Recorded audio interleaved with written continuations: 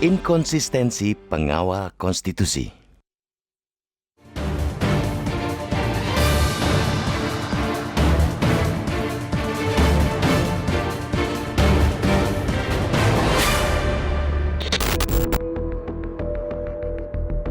Keputusan Mahkamah Konstitusi atau MK yang menolak seluruh permohonan uji formil Undang-Undang Nomor 6 Tahun 2023 tentang penetapan peraturan pemerintah pengganti Undang-Undang atau Perpu Nomor 2 Tahun 2022 tentang Cipta Kerja menjadi Undang-Undang atau Undang-Undang Cipta Kerja sangat mengecewakan.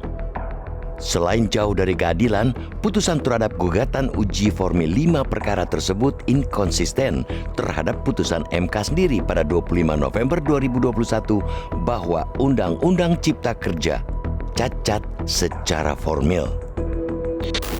Kala itu, MK menyatakan pembentukan Undang-Undang Cipta Kerja bertentangan dengan Undang-Undang Dasar 1945 dan pemerintah melakukan perbaikan dalam waktu 2 tahun.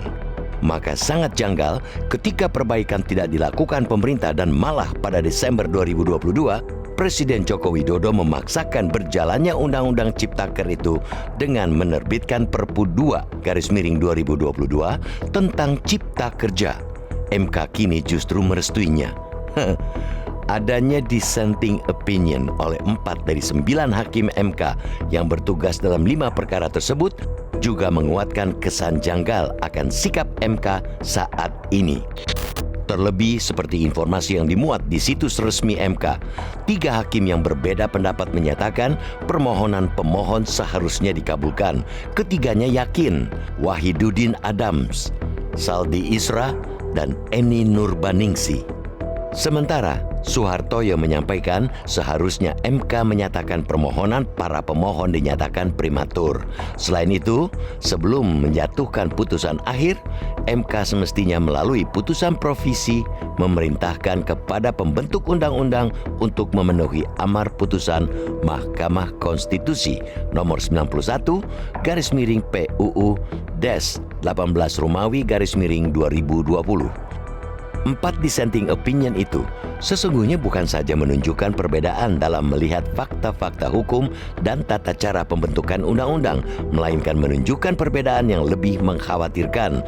Mau tidak mau harus dikatakan jika para hakim MK tidak memiliki integritas yang sama terhadap konstitusi.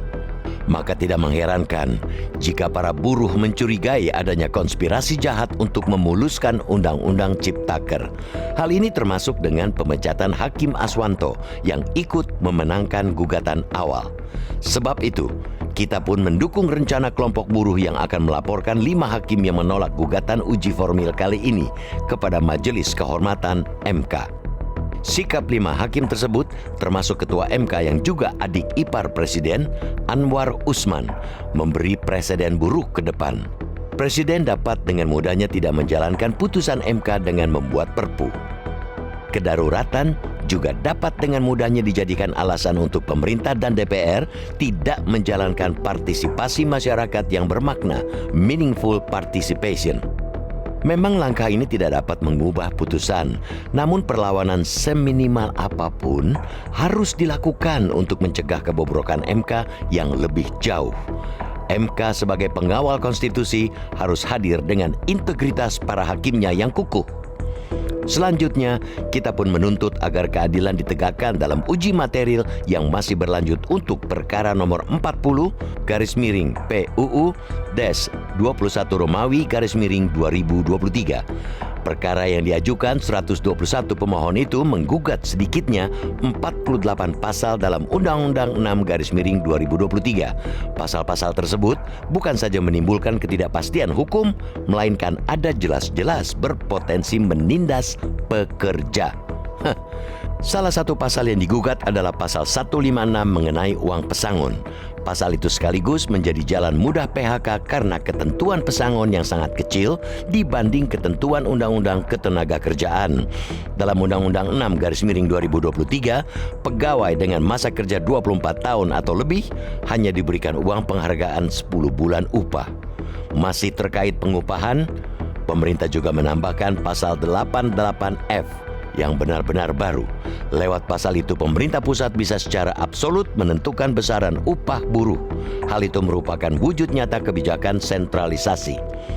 Kita mendesak para hakim MK yang bertugas dalam uji material perkara tersebut untuk benar-benar menggunakan nurani dan menegakkan keadilan.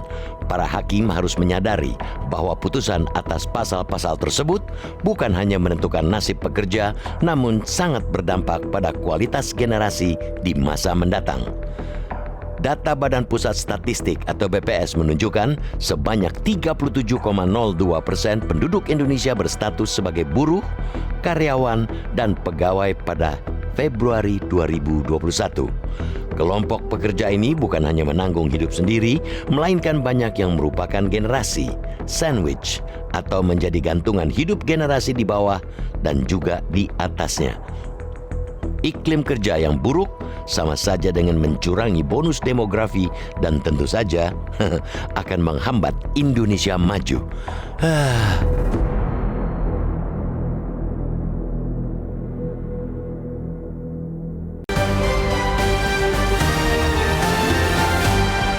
Jelajahi cara baru mendapatkan informasi. Download Metro TV Extend sekarang.